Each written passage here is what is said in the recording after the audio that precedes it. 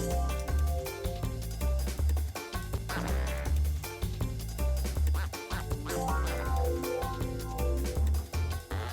and welcome to Book Buzz, brought to you by the Peters Township Public Library. I am Miss Shannon. And I'm Miss Linda, and we are back to bring information to you right into your living room all about things at the library.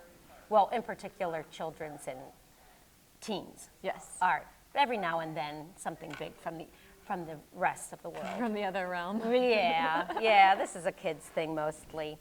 So that's what we try to fill them with. Well, I'm excited because last episode, Miss Linda was talking about a very controversial article from Forbes magazine about the possibly removal of libraries. So now we are going to talk, she's going to tell you why they are wrong. Yes. As we left it off last time, we were talking about, they did a study in Ohio and about approximately what it would come to for the tax rate for per household to help fund the library. It came to $65 for the whole year. They said if all the money was divided up between every American, if we gave all the funding back, each person would get a big whopping $36. Ooh. And this man just keeps, would say that, complain that, local libraries aren't free, you have to on and on and on. But I'm here to tell you, we are going to give facts that he did not know. Apparently, it was in Forbes magazine, and they retracted the article saying that he was a bit misinformed, or maybe just didn't have all his facts. So I'm going to show you that this is a sheet that we did. It's called "How Valuable Is Your Library?" and this is just Peters Township Public Library, the first quarter of 2018. So I'm going to go through it quickly because I think it's just worth stating. Even if you are a regular at the library, you don't know. These figures are daunting. It's unbelievable. Okay, adult books borrowed. Well, I'm just going to give you the value instead of the numbers. For all of the books that have been borrowed by adults, the value, now this is money that was saved for all of this. $325,159. Young adult books that were borrowed saved the young adults $21,468. Children's books borrowed $432,548. Audio books borrowed $32,297.70. Interlibrary loans $4,075. Ebooks downloaded. This is another big thing of like, oh well, yeah, books are. But you're downloading them too. Ebooks downloaded, $37,200. Audiobooks downloaded, $17,891.05. Magazines read. So instead of buying the magazine, you come in here and read your magazine or get online. We have the magazines online. $9,940. I love this one, where he talks about you can get on Netflix and all of that. Movies borrowed, over 15,000 movies were borrowed for a savings of $63,540. CDs borrowed, we love music, $13,462.35. Over 1,300 CDs were borrowed, 6,700 songs were downloaded, and that's the free goal that you can download. We're really pushing right now because people don't know about it, free goal. That came to a savings, and this is just even estimated at if you pay $1 per song to download, which that's on the low average, so it could be more than $6,784. There's a figure for meeting room use, number of adult classes attended, number of young adult classes attended, number of children's classes, computer use. I like this one. Computer use saved patrons $67,644. I like this. Wi-Fi use, $22,104.60. And database searches, $22,104.60. Reference assistance, $13,384. So just in the first quarter of 2018, And it has some of the figures that I, didn't talk about, all the, the classes in the meeting rooms and everything, comes to $1,227,797.70. That was just in the first quarter of over $1 million, $1.25 million in the first quarter of 2018. And this guy that wrote that article says that libraries aren't needed. Yeah. That's crazy. And this is coming from a library that is very blessed. Right. To have what we have. It's amazing. So I think this just blows awesome. all of his stuff right out of the water. I agree. So let's Good hear job. it. Yeah. Way to go. $1.25 million in 1 quarter is how valuable Peter, and that's just us. Yeah. That's just one library. Right. One. Okay. I thought that would be interesting to share. Yeah, So I like it. They're pulling it all together, bringing it all home, and we're saving you tons of money. Yes. Okay.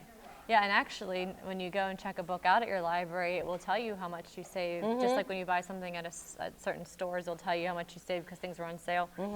Our computers are set up to automatically total what you're borrowing to what the value of it would be, and it'll tell you, by checking out these 3 movies, you saved yourself $56 or whatever. See, I love that. I love that too. It's like going to Giant Eagle or somewhere, and then they'll say, okay, this is, what you paid, this is what you saved today. Right.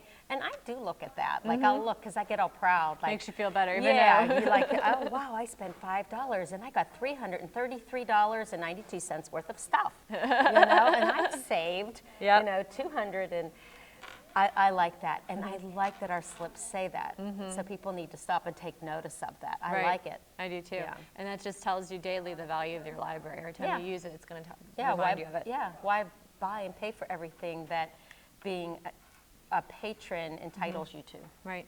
So, Which goes along, benefit. actually, I was just telling you this story earlier. So last night I came home, and the 2 neighborhood boys next door to us are in my garage when I go to get out of my car, and they said, Miss Shannon, do you guys have Nintendo Switch games at your library? And I said, yeah, we do.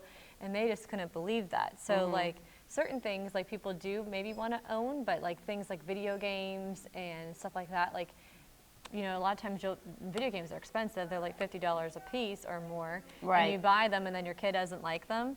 So or come uses here. it for a week. Or uses it and beat it for a week. Exactly. Right. So like come here to the library and check them out. It's a really great free trial.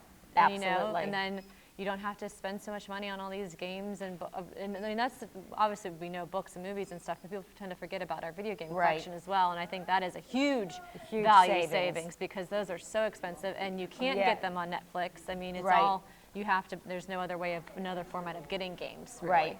So. I agree. Keep that in mind. It's a lot of money. We do. Yes, we do have Nintendo Switch games, which is the most recent system. So those of you who want to know, we do have them. Yes. For inquiring minds, inquiring video. We have tons of them. All right. So, Miss Linda. Yes. What? Go ahead. Oh, is it me to say? Oh, okay. Yeah. Okay, I have to say, I love this movie. I've always loved it. It's my brother's favorite of all time. When they came out with the second one, we're talking, of course, Willy Wonka and the Chocolate Factory. When they came out with Charlie and the Chocolate Factory with Johnny Depp, and I saw it, and it's really dark. It's creepy. I liked it. Yeah. Because it was so different. I liked it because Johnny Depp makes me laugh. Right. Okay. Yeah. But this original with Gene Wilder and the original little orange Oompa Loompas. Yeah, I love it so and the much. characters, the blueberry, violet. Oh my gosh. So keeping with the theme this summer of Libraries Rock. Right. This is the last Musical. Oh, I don't want to say that. The last musical of the summer for the theme. And that is going to be August 16th. It's a Thursday night at 6:30. Yeah, it'll be fun. All the popcorn you can eat. Watch this on a great screen and enjoy. Just sit back and after a day in the sun. Yep, come watch Willy Wonka. Come watch that's Willy that's Wonka. A classic. I And it's know. actually the musical version of that is coming to Pittsburgh this coming fall. So That would or be fun. winter, I guess actually. So if you I love the if you're a songs fan- and everything. Oh yeah, the music's so And then when they do right. Yeah, pure imagination. I remember the first time they came out and you're like, wah! Yeah. And then you kind of like them. No, I love it. So Willy Wonka. Last musical classic. of the season. It's gonna be a good one.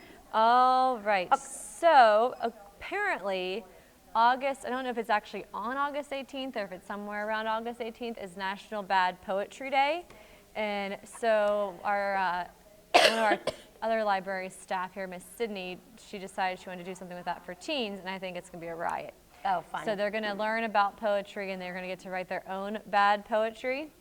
And so I have a poem to share with you. And you know what? When I looked at this, remember we were talking about it, and I said we should both. You're not prepared? No, I forgot. Okay, it's okay. Mine's But good. then in my head, I was looking at it and trying to make up something like roses Okay, are red. go ahead, Okay, you but still go ahead. can. No, I couldn't come up with So anything. obviously classic poet for children, Shel love it. Silverstein. Everybody loves Shel Silverstein. I was flipping through this real quick today. I've not read this Shel Silverstein book, at least not for a long time. Right. So this is just random. I opened it up and I said, oh my gosh, this is the story of my life. So I'm going to share it with you. Good. It's called Medusa. Oh, is that like your hair in the morning? Yep, so there's a picture Always of like Medusa. that. And Okay. it says, coil and hiss, writher and twist. My hairdo won't get done. Cause one hair's hissing ponytail and one yells simple bun. One whispers cornrows, one screams bangs, one shouts just wash and dry it, one snaps no curl and dye it, one hollers bleach and dye it. And how am I to fix my hair if my hair will not keep quiet? Oh, And that's so that cute. is my life every day. Every morning. This is what actually, to I do. kind of even look a little bit like Medusa this afternoon. So, I like that. I like. Good So, job. yeah, that so that's- that is a perfect one to have just opened it to. right. So that's All some right. poetry for you. So bad poetry. Now, Poetry Month we talk about a lot in April, right? That's Yep. what Poetry Month. Yep. Bad Poetry Day is something that we're just kind of learning about. So we're going to do a really fun bad poetry day with the teens That'll be fun. on August 18th at 1. So come, have some snacks, read Again, and write read some it. poems, maybe do some blackout poetry. It'll be a lot of fun. Okay. So Sounds good. Yes. In the meantime, maybe I can write something really bad. Anything I would write if I tried to do a poem would be bad. I mean, bad in the sense of like, really? Okay. it's pretty bad if it's some other words too. What? Nothing, go on. Oh, not like bad words. No, Oh. not bad words. No, just, okay.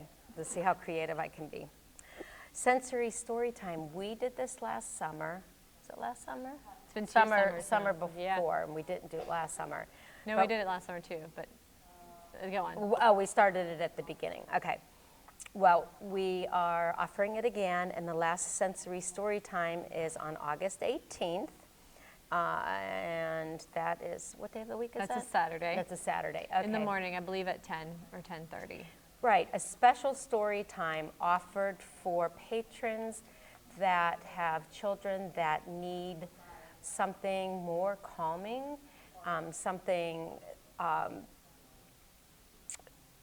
something that will hold their attention and keep them engaged, you know, which is very different than a regular story Right. time because Not as much overstimulation. right, exactly. And Miss Sydney, who is doing the sensory story time, of course, we tell everybody that she has her background in Special education. special ed. Thank you. Couldn't find the words. In special education. So what an amazing woman. And we've done a lot with this. We've taken time to study it back when you and I were going and Yeah. you're studying it at Right. the different places, learning how to set things up, learning what kind of resources we should have for them and what works. And then she gets to take it one step further because that was her degree. Right. Yeah. So, she knows her stuff. yeah. So what an asset for us to have her on board to do something like this for us. So she's going to be doing that and that's on the last one of the of summer, the summer, again. and then So depending on how that is received, we'll I'm see feeling if we a can do it in the theme future. here, like summer's coming to an end, like our story time is going to be Well, yeah, if ending you think, and- okay, so these two events we ahead. just talked about are on the 18th. Our kids are going back to school on August 22nd. That's like crazy. So, yeah, it's going to be here before you know it. A lot of these things Summer's that are not even happening are going done. to, I know. I know some of these things that are coming up are like this. My book club is right before they go back to school, and the Maker Monday is right after. Right. Do you want me to talk about that? Yeah, go for it. Okay, the book club, the Tween Book Club is reading I love the cover. This I makes me so know, hungry, though. I know. Hiding Out at the Pancake Palace by Nan Marino. This sounds adorable, and it's about an 11-year-old superstar that happens to be named Elvis. Elvis Ruby. Elvis was supposed to win the most coveted reality show on television, and I love the name of it, Tween Star. He was supposed to, but in the middle of his biggest night with millions of people watching, Elvis panicked and froze up. So when Elvis arrives, in this town, he's in this new town because he wants to hide from the paparazzi and flip some pancakes and perhaps reconnect with music. Meets a girl named Cecilia, marches into her own rhythmless drum, doesn't care about his fame. Mostly she wants his help finding a song that she's been told about since birth. But the town is close to sniffing Elvis out, and it might be a teeny bit Cecilia's fault. It just looks, everything has been, that we've read each month has been music related. Right. So this is the last read of the summer. Yeah, and that looks like a cute one. Yeah, it should be a lot of fun, good discussion, and it does make you hungry, doesn't it? I Yeah. could go for those pancakes. Yeah, you'll have to serve up some pancakes. And that is on the 20th, Yeah. August 20th. That's a Monday night at 6. And then that'll change during the school year. It'll be right after school. Yeah.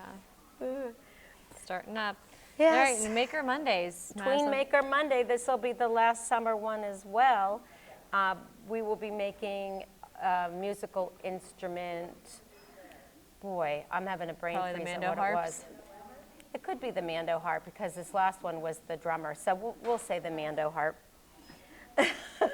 You'll make something. Yeah, we are going to make an instrument, and it's the last instrument of the summer. Yeah. So that's kind of sad, too. Yeah, it is the Mando harps, come to think of it, because I was thinking what we did the first time. It's fun, it's easy, but musically Yeah, no, I think it's fun. The kids like it a lot, too. But I'm just, Using creativity is always good. I know, but I'm having a hard time spitting this all out because I don't want it to be the end of summer. I know. Summer goes by It was so a fun, fast. it was a fun musical summer. It was. Okay. And with that being said, back to school. So every Tuesday we have crafts in the teen room, and then periodically, sometimes it'll just be a variety of craft materials that the teens can come in and create what they would like to, and just kind of have some downtime and do some crafting, kind of like Maker Mondays, but specifically geared towards crafts. And so then sometimes they're specifically themed. So coming up, the second full week, for the first full week of school, I guess, because the kids are starting back midweek, August 28th from 3 to 5, if you come in, you can get a free notebook, and we're going to give you some really fun materials to use to decorate that notebook. So That's a good idea. So come on in, get a notebook, decorate That's it. a great idea. And get It's a great ready craft. and get ready for school. So like that's it. going to be our back to school craft afternoon on the 28th at 3 o'clock. You can stop in. It's the kind of stop in kind of thing program. You don't have to be exactly at 3. The materials will be out in the teen room for you to use between 3 and 5. So first come, first serve. So it's all teen-led, just come in, hang, eat, Yep. make something, maybe some snacks around. But you always have good ideas in that. Oh, thank you. Yeah, It's just put fun. it out there and let the kids. We don't hover. Right. Yeah, the we- teens like to do their own thing. Yeah, So that's what we'll do. we give you space, let you decorate. All right, so any back to school books? I do. Okay, the first one, we'll bring them up one at a time, but I have to bring this one up first because one of our favorite children's authors of picture books. Oh, I Click, love clack, Doreen Cronin. quack You know, to she's a PA school. native. Is she?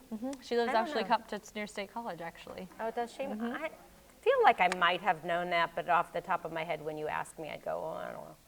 I love her, though. I never, this Yeah, is a new look one. at all of these. Click, clack, quack goes to school. Click, clack, quack to school. Oh my It's gosh, I love adorable it. where, you know how the animals are always doing things, and they, of course, the duck duck- brings in a note, Yep. like it came from the teacher, or it came from the school, inviting them, please be our guest at our farm day lunch tomorrow, and bring the animals too. Yeah. So it's a whole story about Farmer Brown and bringing the animals to school and how I'm excited excited to they read are. that one. I love those books so I know, much. I do too. So, and her, illustrations, the words, it's cute. It made me laugh. Yep. Because it's a typical, the farm animals getting into mischief, trying to get something for themselves. It's hysterical. Oh, cute. So, okay, my first click, clack, quack to school, my first back to school book. Very cute. All right, we'll see. Have a good day. Okay, you can do My it. favorite well, it's not so much, well, I guess it's back to school. But this is my personal favorite. That's The hair of Zoe Fliefenbacher goes to school. So Zoe has this beautiful, crazy, wild, bright orange hair. I know, look at that. I love that. I know. What a great, And great illustrations I know, with that hair for going sure. all the way. And Yeah. so, she had one blue eye and one green eye and bright red hair that went on forever.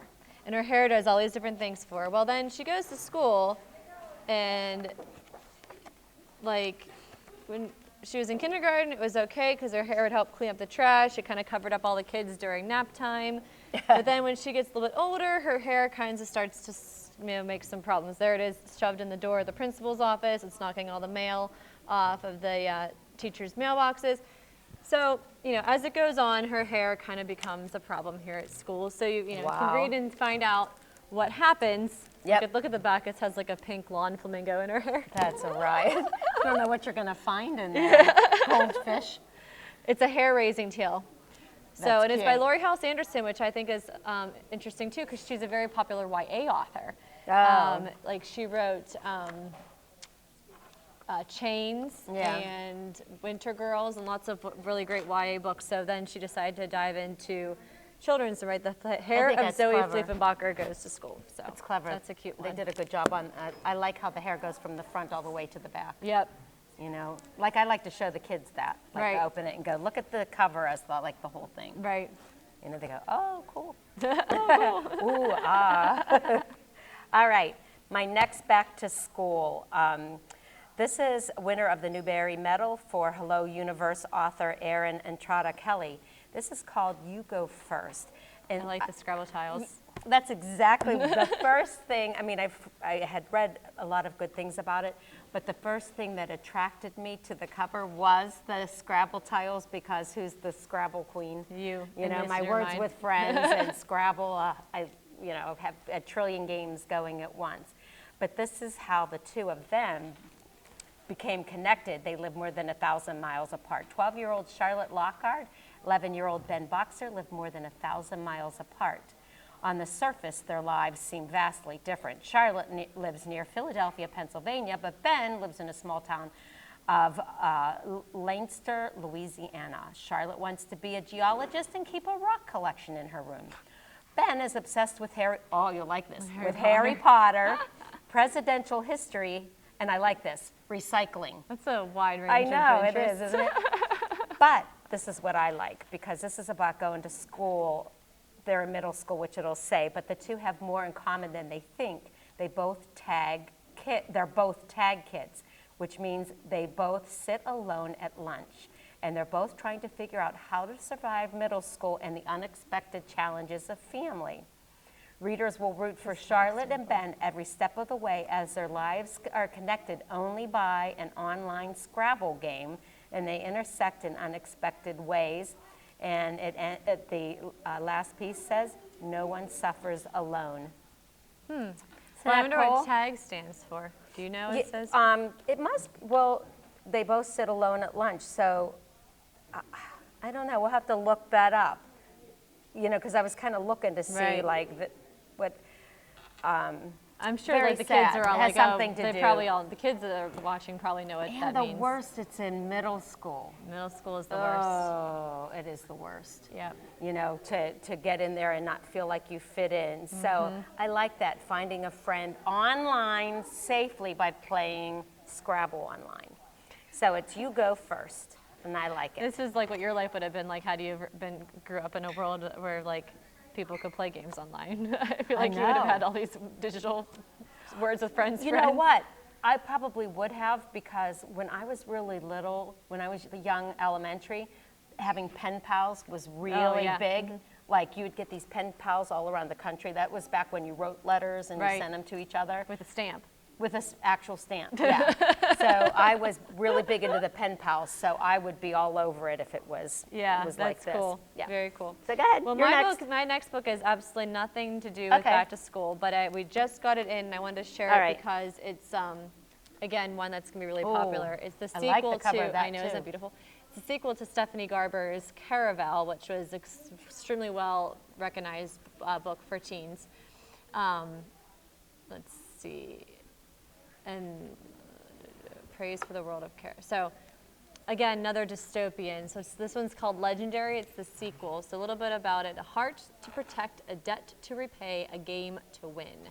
After being swept up in the magical world of Caraval, Donatella Dragna has finally escaped her father and saved her sister Scarlett from a disastrous arranged marriage. The girls should be celebrating, but Tella isn't yet free. She made a desperate bargain with a mysterious criminal, and what Tella owes him, no one has ever been able to deliver. Caraval Master Legend's true name. So welcome to Caraval. The game has only begun. And actually, this author was at YALSA when I was there, and everybody was really excited to meet her that I didn't even get a chance to because there was like the line was so long. Yeah. So Caraval was extremely well received, and so this is definitely the highly anticipated sequel to that. So we do have it. We do have it, kids. We do have Legendary, so do not go and pick it up at the store. We have it here at the library. Oh, cool. That looks like a good book, too. Highly anticipated sequel. Okay, this is really random, but it is school-related. Okay. It is, well, I mean, toys have to learn how to be toys, and it's so cute. And it's the writer of Minions. Oh, cute. It's called Toy Academy, Some Assembly Required, which I think is a great early, not like a first chapter book, but a nice light chapter book for kids that like Looks stuff funny. like that, you know. Welcome to Toy Academy, where toys learn to play. This is where action figures train for battle, stuffed animals study the art of the hug, and collectibles practice standing very, very still. You have to. They don't Stuffed know. animals study the art of the hug. Yeah. Though Grumbolt isn't really any of these things, and he's determined to fit in. So it has a toy. It makes me think of, remember the Misfit? Toys. Oh, yeah. Misfit. I love Misfit Toys. Yeah. From Rudolph, yeah. Yeah. It's my favorite. He's determined to fit in, but when an evil Toy Academy threatens to bring down his school, it's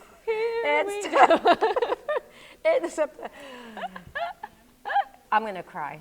All right, it's up to Grumble to go where no good toy has gone before and prove he's truly a great toy after all. This laugh out loud chapter book by Brian Lynch, the writer of Minions and a writer of The Secret Life of Pets, Oh, that's a good is movie. a classic in the making. Looks cute.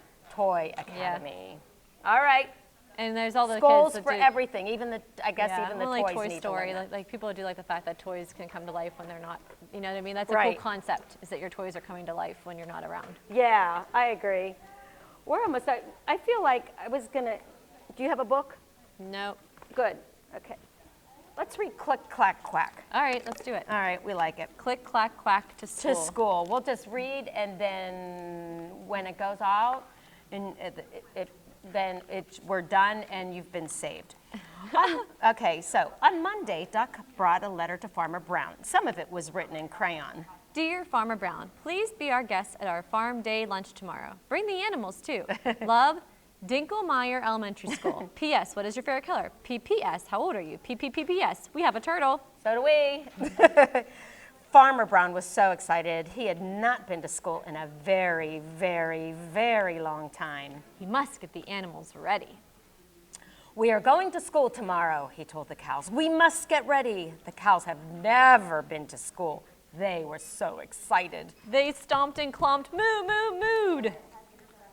School is very quiet, said Farmer Brown. There is no clomping, no stomping, and no moo, moo, mooing. Oh, you're a much better mooer than I am. I was always good at my moos. Go ahead. I'm so glad you're so talented. The cows were so excited. The cows were not so excited anymore. We are going to school tomorrow, Farmer Brown told the chickens, and the chickens had never been to school. They were so excited. They clapped and snapped and cluck, cluck, cluck, cluck, clucked. That was a good cluck.